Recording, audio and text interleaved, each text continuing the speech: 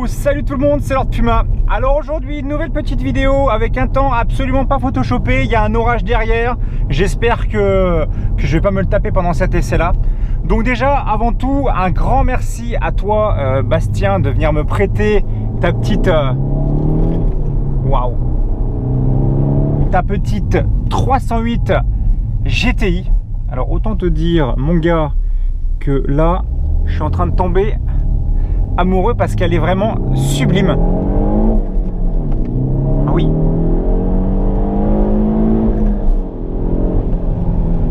Ouh.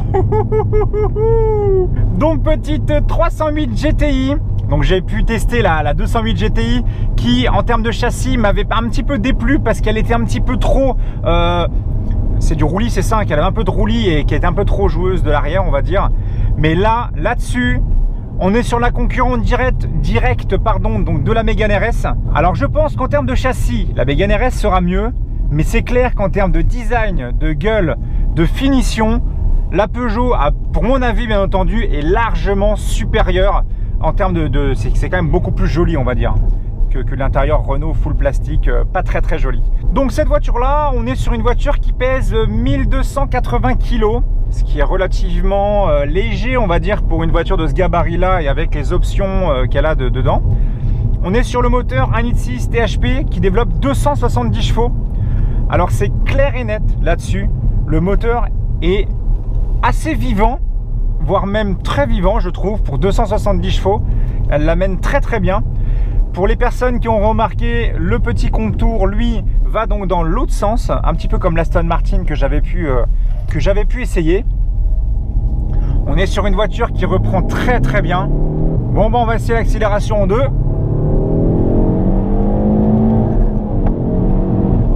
Oui! Ah ouais, ça déconne pas! Par contre, c'est sûr et certain, ça n'a rien à voir par rapport à la 208 GTI, vous voyez? On a beaucoup moins de roulis, beaucoup moins l'impression que l'arrière veut dépasser le devant. Le châssis est vraiment... Ça serait d'ailleurs étonnant, je sais pas, il y a peut-être des tests qui existent déjà, entre une 308 GTI et une Mégane RS Trophy, on va dire, ou une Mégane RS classique contre la 308 GTI sur piste qui gagne. Parce qu'on est vraiment... Putain, la vache, à partir de 4000, le moteur, il est quand même vachement plaisant. Hein. Alors, voyons voir. Et le freinage. Ouais, la voiture elle bouge pas. Comparé à la 208 où je devais me batailler avec le volant, ça ne bouge absolument pas. On est monté, je crois, sur du 19 pouces. J'irai vérifier quand on ira s'arrêter. Donc en termes d'intérieur, il faut savoir qu'on est sur donc les sièges Peugeot Sport qui sont donc estampillés ici. On est sur des petits sièges Peugeot Sport très bien installés dedans, assez maintenus au niveau du dos. Vous voyez, j'ai les épaules assez larges et ça me dérange absolument pas. On est vraiment bien maintenu. On est sur une sorte de biton, petite surpiqûre rouge avec du tissu d'assez bonne facture, on va dire. L'intérieur, quant à lui, j'aime beaucoup la planche de bord, assez raissée. Le compteur est très joli. Il faut savoir que le compteur, quant à lui, peut changer de couleur, c'est-à-dire que là, vous avez un mode sport dans lequel je suis, mais si vous l'enlevez, en restant appuyé, voilà. Mode dynamique désactivé. Donc là, vous voyez, le compteur, lui, redevient comme un compteur classique, blanc, avec le rouge quand on arrive, comment dire, dans les hauts tours. On est entre 6000 et 7000. Mais quand vous voulez passer en mode sport, vous restez appuyé et le contour, tout le compteur passe en rouge, en passant en mode dynamique. Vous avez, je ne sais pas si vous arrivez à voir, vous avez un petit 3 manomètres numériques. Un qui donne power, donc le nombre de chevaux que vous avez. Un boost, c'est par rapport, comment dire, à la puissance, aux barres du turbo. Et torque, c'est par rapport au couple que vous avez sur la voiture. Donc on va regarder un petit peu ensemble vite fait, juste écouter le petit son de la voiture.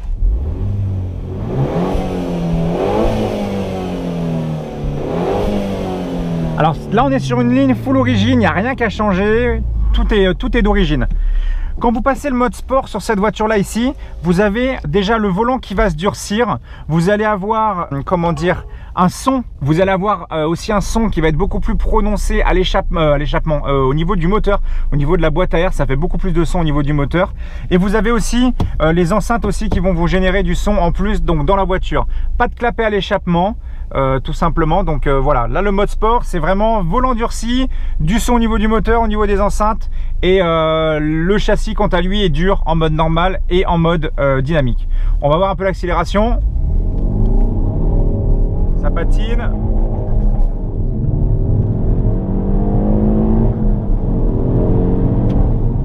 Waouh! Waouh!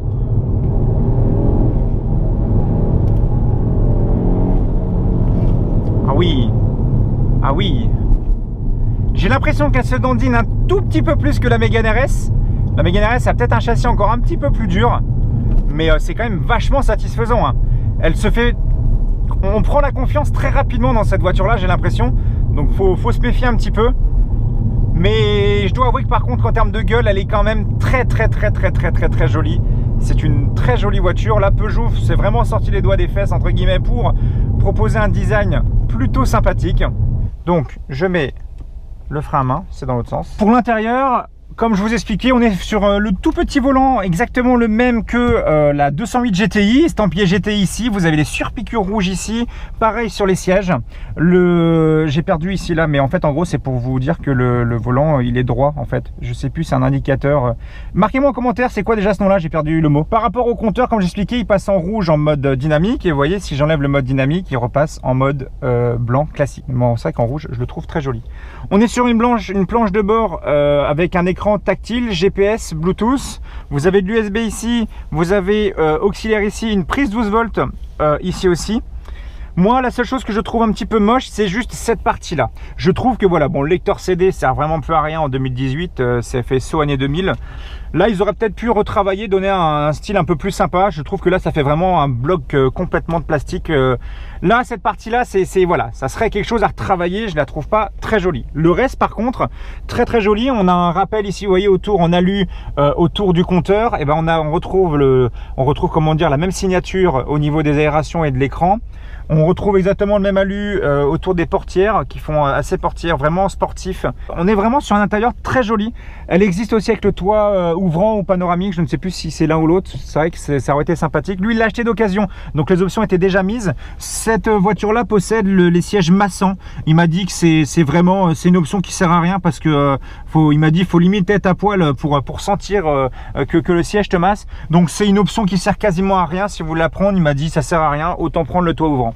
À l'arrière, on est donc sur 3 vraies places avec au milieu un système qui vous permet de mettre l'accoudoir plus trappe à ski en plein milieu, vous voyez, hop, accoudoir ici plus trappe à ski. Les sièges par contre, quant à eux, sont vraiment très grands, très enveloppants, vous voyez, vous pouvez vraiment les monter assez haut.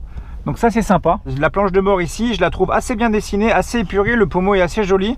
On a le mode sport ici, le mode start pour allumer ou éteindre la voiture. Vous avez ici un système de trappe ici assez grande. Vous avez aussi un système ici d'emport en plus ici. Et vous pouvez ici venir régler votre accoudoir en plus comme vous le désirez. Et puis voilà. On va aller faire le tour de la voiture. J'allais fermer là, mais non. Alors les clés, on est comme sur la Peugeot, hein, comme sur la Renault Sport. Hein, on est sur du keyless, donc vous gardez les clés dans la poche. Et donc voici la superbe et sublissime petite 308 GTI dans un gris. Alors d'ailleurs, marquez-moi en commentaire maintenant, là, les fans de Peugeot, dites-moi c'est quoi la couleur du gris, parce que je dois avouer que ce gris là est quand même vachement sympa. J'aime aussi beaucoup aussi, je sais que la 308 existe en biton, je crois que c'est noir à l'avant avec du rouge à l'arrière ou l'inverse, mais en biton un peu en mode coupé au niveau des portières arrière. Donc là-dessus, on est sur une voiture qui, comme je vous disais, physiquement parlant, moi me plaît beaucoup. Peugeot s'est vraiment sorti les doigts pour vraiment créer un design sportif avec une calandre avant très acérée, des petits feux qui sont repris un petit peu sur la 3008, le 5008, vraiment le nouveau design des feux Peugeot. On est sur une calandre avant avec un petit liseré rouge à l'avant, estampillé Peugeot ici qui est aussi écrit en rouge. Petite calandre ici typée un peu diamantée, mais enfin là ils auraient pu mettre du diamant entre guillemets, mais un petit peu comme ce que fait Mercedes. On a à l'avant on n'a pas de feu anti-brouillard là-dessus. Ah bah je pensais qu'il y avait des anti-brouillards. Bah, au niveau des anti-brouillards ici ils ont vraiment aéré, comment dire, les aérations avant sont beaucoup plus gros, massifs, ils ressortent un peu de la carrosserie. On est sur une très jolie petite voiture. Alors là-dessus, il faut savoir qu'on est monté, je vous avais dit 19 pouces, est-ce que j'avais dit une connerie? C'est ça, 235 35 R19. Autre chose, je remarque que les freins à disque ne sont pas des freins à disque normaux comparés à ceux que j'ai déjà vus avant. Apparemment, c'est tiré de la technologie Porsche. Alors justement, les pro Peugeot, venez me voir en commentaire tout de suite et expliquez-moi d'où vient cette technologie-là. Je ne me suis pas renseigné avant, il m'a expliqué ça tout à l'heure, mais il n'était pas vraiment capable de m'expliquer complètement d'où ça venait. Alors expliquez-moi de quelle technologie Porsche ça sort. Donc sinon, on peut voir ici que on est estampillé sur le petit GTI sur le côté au niveau de l'aile avant gauche, l'aile avant droite. L'avantage du 5 portes, c'est que vous avez quand même de la place à l'arrière. La seule chose qu'il y a, c'est que comme on a un intérieur full noir, je veux dire par là, le toit n'est pas en clair ou autre, donc ça fait assez sombre s'il y a peu de luminosité. Et là, on arrive sur le côté vraiment très joli de cette petite voiture-là. On est vraiment sur un arrière assez acéré, deux belles sorties d'échappement, une lame arrière plutôt jolie. La seule chose peut-être que je dirais un petit peu dommage, c'est au niveau de sous la plaque d'immatriculation. Vous voyez, au niveau d'ici, on a l'impression en fait que c'est comme si c'était un visage et que genre tu te pinces les lèvres en fait.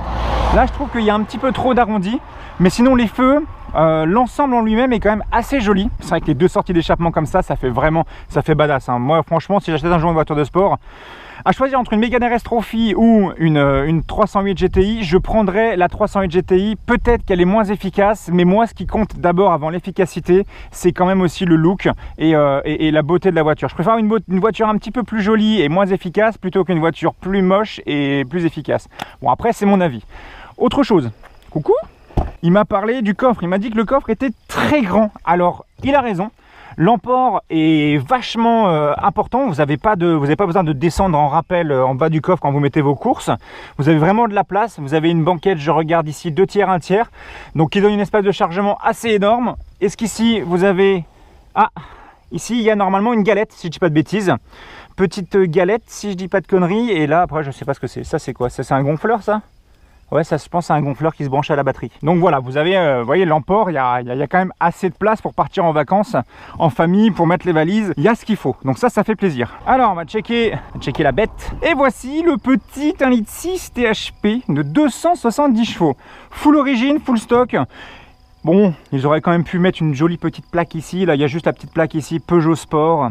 Voilà, donc je vous montre toujours le petit moteur pour les gens qui veulent voir les moteurs. Moi, je suis pas un... J'y connais pas grand chose non plus là-dedans. Voilà, c'est pour vous faire plaisir. Seule chose, petit dommage, c'est qu'ils auraient pu mettre un peu comme la Mégane RS, un système comme sur le système de coffre. Vous n'avez pas besoin de barre en fait en fer à venir mettre. Une petite barre ici, je pense que ça aurait pu être beaucoup plus sympa. Mais voici pour ce petit 1,6 litre THP qui est quand même assez vigoureux et qui en veut, qui a un peu de la niaque quand même. À partir des 3005, j'ai l'impression que ça commence vraiment à donner de la voix et la voiture est vraiment vivante. Et je trouve d'ailleurs, c'est ça qui est sympa avec ce type de voiture-là, c'est que vous avez sur ce type de voiture-ci, comme on est en 19 pouces, la puissance est, pour ma part, on va dire 270 chevaux, assez bien retranscrit au sol. C'est-à-dire que vous n'avez vraiment pas le volant qui est volage, entre guillemets, quand on commence à mettre plein dedans, on accélère à fond.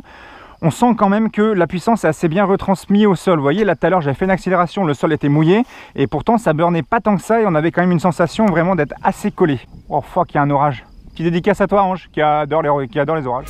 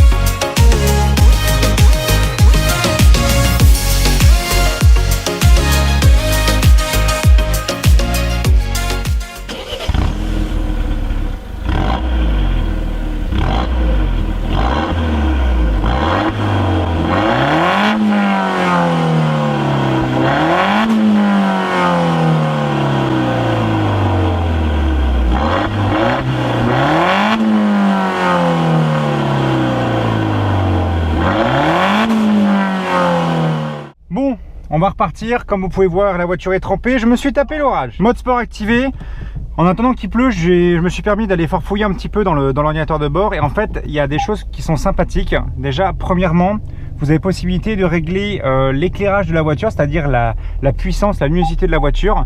Vous pouvez aussi régler aussi le temps que la voiture vous éclaire. Vous savez, quand vous partez, votre voiture est garée ou vous essayez de trouver votre voiture, vous pouvez régler aussi le temps d'éclairage. Vous pouvez régler aussi l'intensité de tous les feux. Vous pouvez vraiment tout régler, donc c'est vraiment assez sympathique. Moi, ce que j'aurais peut-être bien vu sur cette petite Peugeot pour que ce soit vraiment encore plus stylé, c'est des sortes de petites bandes de LED un peu comme ce que fait Mercedes, etc. Ça peut être vraiment sympathique. Sinon, sur cette voiture-là, ce que j'aime beaucoup, c'est que on reste quand même sur une voiture familiale, c'est-à-dire qu'on peut quand même se permettre d'amener du monde derrière. Si vous avez des enfants, vous pouvez quand même on va dire, les asseoir à l'arrière sans souci. Les portes sont assez grandes, le coffre est très grand, donc ça c'est une bonne chose. Elle a largement assez de quoi s'extirper des courbes ou des embouteillages si jamais il y a un peu de monde. 19 pouces, les 270 chevaux du petit 1,6 litre THP sont très bien retransmis à la route. Ce que je lui dirais peut-être, ça serait peut-être de chanter un petit peu plus, peut-être en y ajoutant une petite ligne. Après, on est sur une boîte manu. Alors, est-ce que celle-ci existe en boîte automatique pour avoir des braps à l'échappement à chaque coup de rapport, un peu comme la 45 AMG ou alors la Sirocco R en DSG? C'est assez perturbant d'avoir l'aiguille qui va dans l'autre sens. Tu te dis, mais attends, tu perds des tours ou ça se passe comment là? Mais elle est très agile, très facile à prendre en main. Le volant est un peu perturbant au début, c'est un petit peu petit. Mais c'est vrai que par contre, les montées en régime en mode sport sont assez franches. La voiture ne galère absolument pas à monter dans les tours, vous n'avez pas de point mort. Donc ça, c'est plutôt pas mal. Et aussi autre chose, c'est une voiture très silencieuse à l'arrêt. On a limite l'impression qu'on cale tout le temps, alors que pas du tout. Donc c'est vrai que c'est plutôt intéressant. Vous voyez là, je suis en première, tranquille. La route est mouillée, 19 pouces, j'écrase. Là, ça patine, ça raccroche. Vous voyez? Et pourtant, je suis écrasé dans mon siège, il n'y a pas de souci. Non, franchement, très propre, très bien. J'ai eu beaucoup de mal avec des Peugeot au début et des Renault, mais je dois avouer que quand même les Peugeot se sont quand même assez bien, on va dire, améliorés en termes de physique, de design. Ils sont quand même vachement jolis. Ouais, c'est à partir de 3000 que ça commence à causer, 3005. On va y aller quand même assez prudemment parce qu'il a plu. Donc une voiture qui s'inscrit très bien en courbe. Vous voyez, je suis pas du tout un pilote et je peux me permettre de me faire des petites sensations au volant sans forcément rouler bien vite. C'est très propre. J'ai pu écouter le son un petit peu. Le son est plutôt pas mal. Manquerait peut-être un petit peu de basse. Peut-être mettre, je sais pas s'ils ont des partenariats avec, je sais pas, Dynaudio, avec Bang & Olufsen, avec je sais pas moi, Harman Kardon, je ne sais pas. Alors, oh, j'avais un canard qui est planqué dans le champ. Bon, vous êtes sorti ou pas? Bah non, tu m'étonnes, vu ce temps de merde. Reste au chaud au poulailler. Vous voyez là, je suis assez bien écrasé au siège quoi. Et ce que j'aime beaucoup, c'est que le freinage, vous voyez, si jamais vous devez faire un freinage puissant, la voiture reste bien droite. Vous n'êtes pas obligé de batailler avec le cul qui veut essayer de dépasser l'avant. C'est vraiment intéressant. Vous avez aussi un petit ordinateur de bord au plein milieu. Vous avez donc la possibilité, donc, comme je vous ai expliqué, d'avoir les informations power, boost et torque. Vous avez aussi un système qui vous permet de montrer les jets que vous prenez, comment dire, de côté ou non. Vous voyez le nombre de jets que vous allez pouvoir prendre. Voilà. Par contre, sur piste, c'est vrai qu'elle doit être assez sympathique à utiliser sur piste une fois cette voiture-là. Si jamais vous êtes propriétaire d'une 308 GTI, que vous avez des choses à rajouter sur mes commentaires, moi je découvre la voiture en même temps que vous, je suis pas un pro, je prends la voiture, je donne mon ressenti, c'est tout. Donc si jamais vous êtes vraiment propriétaire d'une 308 GTI, que vous avez des choses à rajouter, des choses à dire, n'hésitez pas, les commentaires sont faits pour ça, je vous lis quasiment tous. À chaque fois vous voyez, je vous mets un petit cœur sur votre commentaire quand le commentaire me plaît. Donc voilà, vraiment n'hésitez pas à bombarder les commentaires, ça me fait extrêmement plaisir de vous avoir de plus en plus nombreux. Comme vous avez vu, le temps est assez dégueulasse. Donc je vais pas pouvoir mettre le son à l'échappement parce que toute la flotte est en train de remonter derrière et vu que j'ai que le boîtier ouvert sur la GoPro, bah j'ai pas envie de la latter. Donc je suis désolé pour ça. En espérant en tout cas que ce petit test vous aura plu. Ça a été court, j'ai essayé de faire un résumé assez sympathique. Moi personnellement, c'est une voiture qui m'a conquis. Si jamais je devais partir sur une petite française, et ben je crois que ça serait mon coup de cœur. Ça serait vraiment mon coup de cœur, 308 GTI. Alors là-dessus, il n'y a pas de souci. La boîte est très agréable. Elle n'accroche pas. Les rapports se passent tout seuls. Petit inconvénient peut-être, c'est que les suspensions soient constamment mises en mode sport, c'est-à-dire vraiment constamment dur. Donc peut-être que sur des routes un petit peu défoncées ou autres, ça risque de taper un petit peu dans le bas du dos. Mais sinon voilà. Bon, après tu achètes une 301 GTI, donc bon, forcément.